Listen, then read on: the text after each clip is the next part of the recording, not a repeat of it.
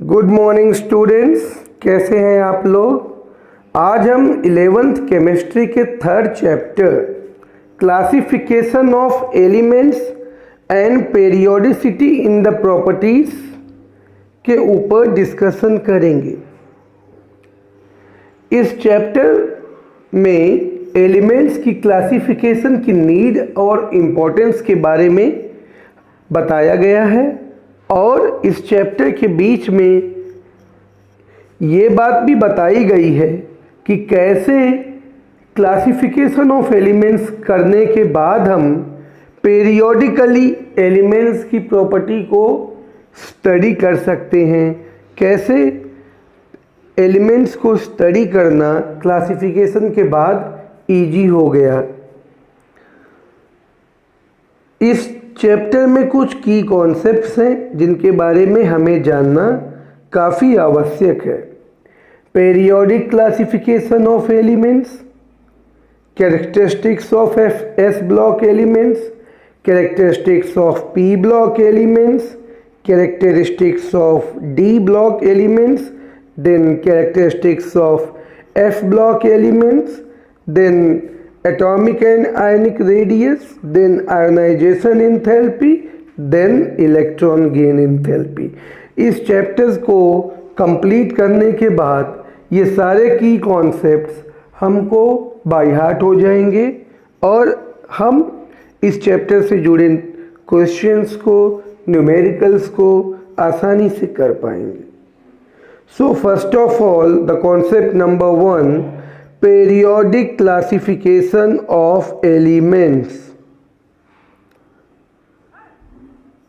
A well organized and tabulated classification of elements helps to locate, identify and characterize the elements and its properties।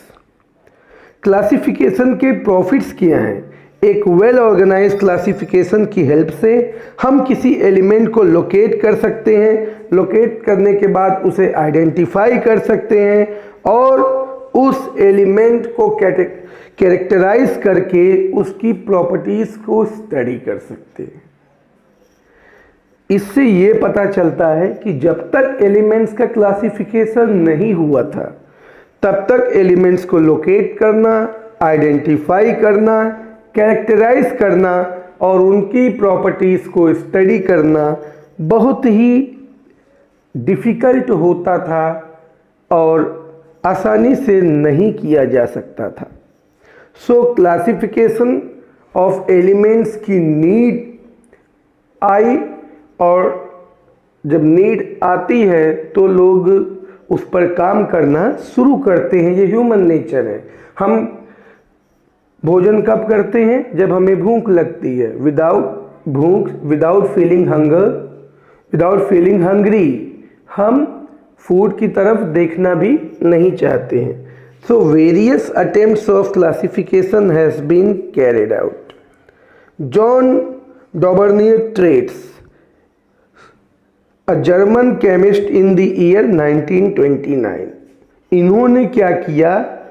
Traits का formulation किया और तीन elements की grouping कर दी और उनके एटॉमिक मास को उनके सामने लिख दिया। For example lithium, sodium, potassium, उनका एटॉमिक वेट है 7, 23, 39। इसी तरह से कैल्शियम, स्ट्रोंडियम और बेरिलियम, इनका एटॉमिक वेट है 40, 88, 137।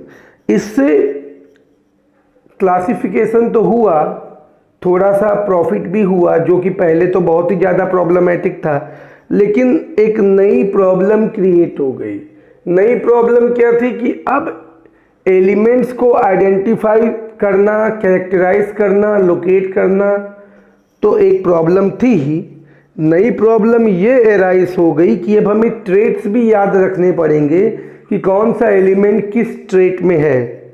मीन्स अगर हमें लिथियम, सोडियम याद है तो हमें पोटेशियम को भी याद रखना पड़ेगा, नहीं तो हम ट्रेट भूल जाएंगे। ये जो ट्रिपलेट उन्होंने फॉर्म किया, ये याद करना एक और कंपल्सन हो गया। इसलिए 1829 में ये डॉबनर ट्रेट्स का जो कॉन्सेप्ट था क्लासिफिकेशन ऑफ एलिमेंट्स, ये उतना अच्छा नहीं रहा और इसे डिसोबे कर दिया गया। Then 1865, so you can feel the time difference over here, almost 35 years, almost after 35 years, new concept, the law of octaves has been developed by Sir John Alexander. This is also known as the Newland's law of octaves. इस law में sir John Alexander ने octet rule को सहारा बना करके classification करना चाहा। इन्होंने कहा कि हम 1 to 8 electrons last shell of atom में, लास्ट एटम के लास्ट सेल में, एटम के वैलेंस सेल में जितने इलेक्ट्रॉन्स हैं उससे हम शुरू करेंगे 1 to 8 तक जाएंगे और 8 से फिर नया ट्रेंड शुरू करेंगे। इस पैरामीटर पे इन्होंने सबसे पहले lithium, beryllium, boron, carbon, nitrogen, oxygen, fluorine को लिया और उसके बाद फिर सोडियम पे आए। ये कॉन्सेप्ट इससे पहले वाले कॉन्सेप्ट डोमिनेट्रेट से थोड़ा इजी था, लेकिन इसमें एक डिमेरिट था कि नोबल गैसेस को इसमें कवर नहीं किया जा रहा था। रीजन बीइंग क्योंकि उनका ऑक्टेट बाय डिफ़ॉल्ट कंप्लीट होता है। तो ये कॉन्सेप्ट भी उतना सक्सेसफुल नहीं रहा और 1865 के बाद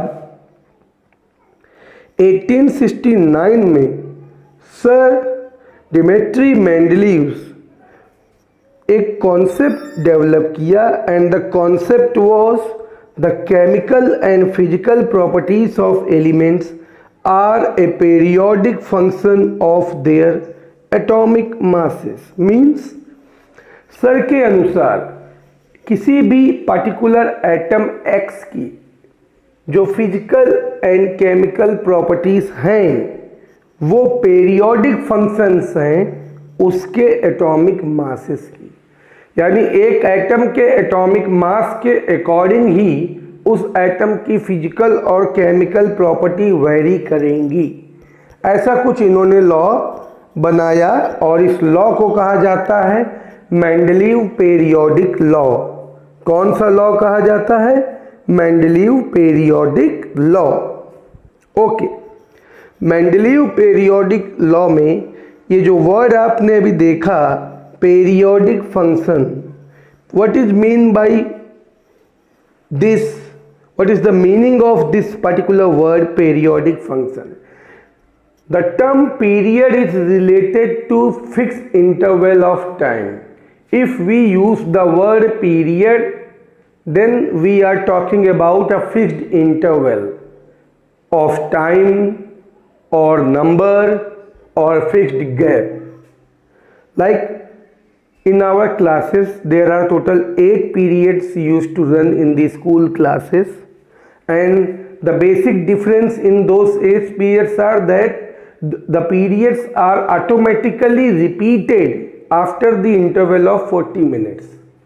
Means each and every period is repeated after a particular time interval of 40 minutes. Means the basic difference between the first and second period is of 40 minutes. So if the difference is fixed, then we can say that the arrangement is periodic. Like while studying the table 2 1s are 2, 2 2s are 4 and 2 3s are 6, the basic difference between 2 4 and 6 is what? 2. So the 2 4 6 are the digits which are repeated after the gap of what? 2. So 2 4 6 may be referred as arithmetic progression having the mean difference of 2. So 2 4 6 are what? 2 4 6 are the periodic arrangement of the table of 2.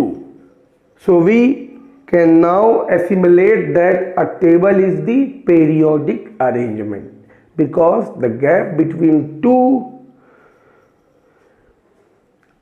upcoming digits is supposed to be fixed in the case of a table. So now the main features of Mendeleev periodic tables were: elements are arranged in the tabular form in the rows and column. The Mendeleev periodic table consists of 7 horizontal rows which are referred as periods and 9 vertical rows which are referred as groups, and we may observe regular gradation. Regular gradation means step by step upgradation of or degradation.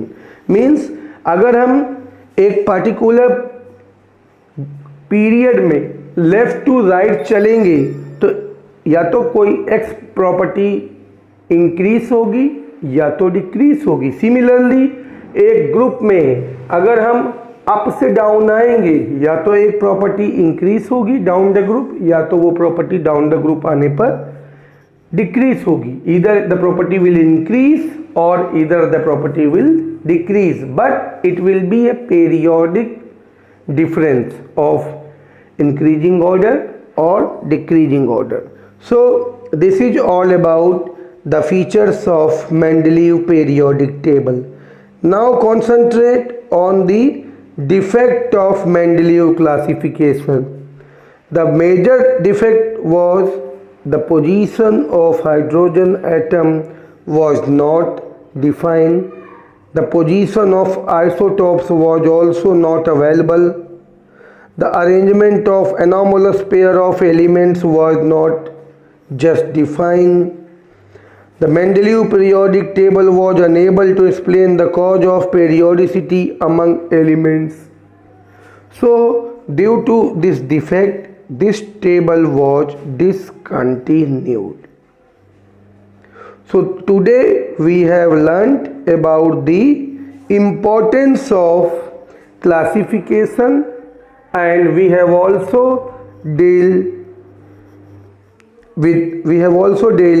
with the concepts of Daubigny, the law of octaves, and the Mendeleev periodic law, merits of Mendeleev periodic table, and defects of Mendeleev periodic classification. So if you people have any doubts in all these 3 modes of classification, that is Daubigny's traits, Newland's law of octaves, and Mendeleev's periodic table or Mendeleev periodic law, then you may ask your questions in the comment section. I will try to sort out the queries. Thank you for the day.